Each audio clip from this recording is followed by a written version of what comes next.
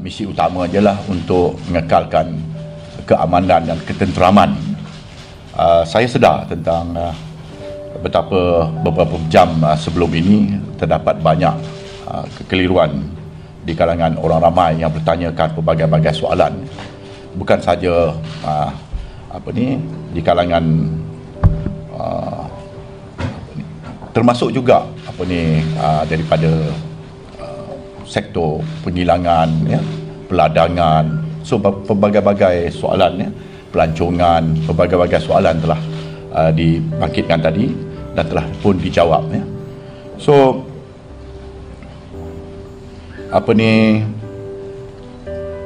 dalam eksersis ini juga perlu saya ingatkan di sini bahawa sebarang bentuk pelanggaran di bawah Perintah Kawalan Pergerakan yang akan berkuat kuasa pada esok hari, mulai 18 Mac hingga 31 Mac ini, ada beberapa kesalahan jenayah yang boleh diambil tindakan mengikut kanun keseksaan Akta 574 seperti mana berikut. Yang pertama, 88 mengingkari perintah yang disiarkan oleh penjawat awam tadi. Yang ketiga, perbuatan cuai yang mungkin merebakkan kejangkitan apa-apa penyakit yang berbahaya kepada nyawa. Dan yang keempat, mengingkari aturan karantina ataupun aturan kuarantin tadi. So, orang ramai diminta untuk tidak menyebarkan sebarang berita yang tidak dapat dipastikan kesahihannya, sehinggalah boleh mewujudkan kegusaran atau menimbulkan ketidaktenteraman awam dalam isu semasa. So, berita-berita palsu yang telah menyebabkan wujudnya kebimbangan yang melampau di kalangan masyarakat. Akibatnya berlakunya pembelian panik walaupun kerajaan telah memberi jaminan bahawa bekalan makanan dan barang-barang keperluan harian adalah lebih daripada mencukupi.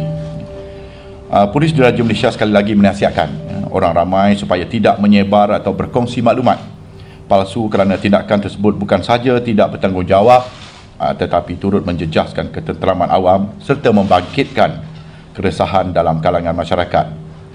So, mana-mana individu yang dikesan menyebarkan berita-berita palsu boleh disiasat dan didakwa mengikut Seksyen 233 Akta Multimedia dan Komunikasi 1998 atas kesalahan penggunaan tidak wajar kemudahan rangkaian.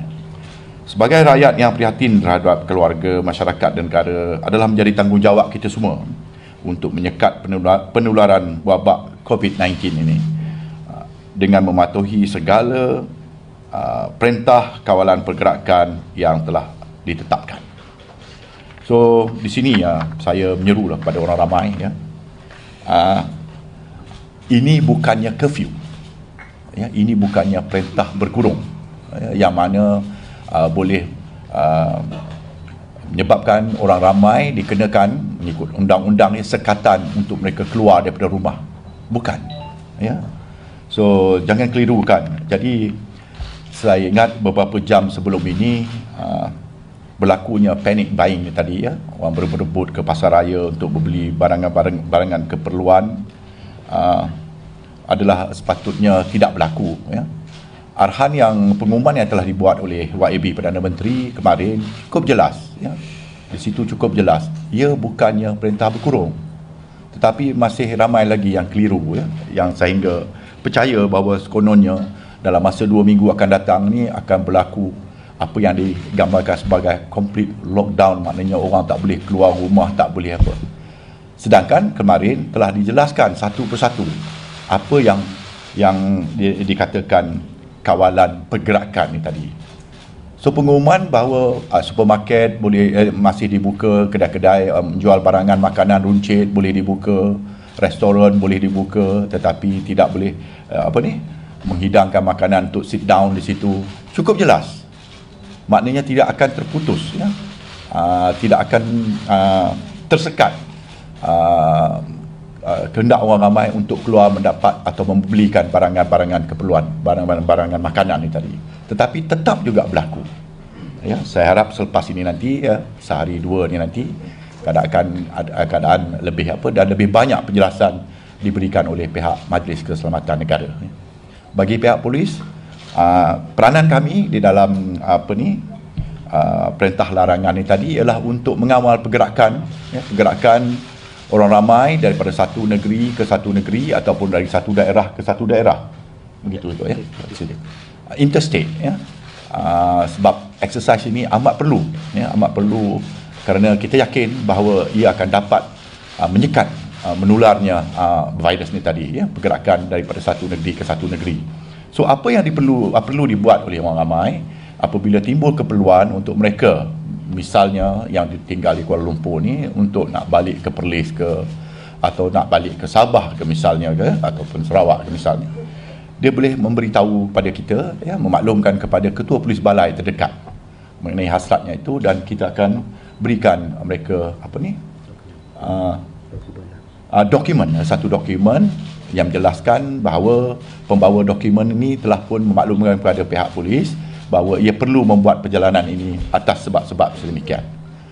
Ya, borang-borangnya untuk di semua balai, di 156 ibu pejabat polis daerah, dan seterusnya ada beratus-ratus lagi balai-balai polis di daerah-daerah tersebut ya. So kecuali kalau mereka hendak membuat pergerakan balik ke Sarawak misalnya ya, mungkin ada sekatan di situ di mana mereka perlu dikuarantin ya, 14 hari. Itu terpulang kepada kerajaan negeri masing-masing ya.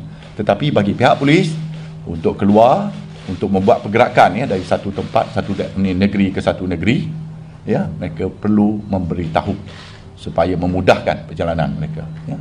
Dan kita akan bekalkan mereka dengan surat, satu dokumen untuk mengesahkan status pergerakan mereka tersebut.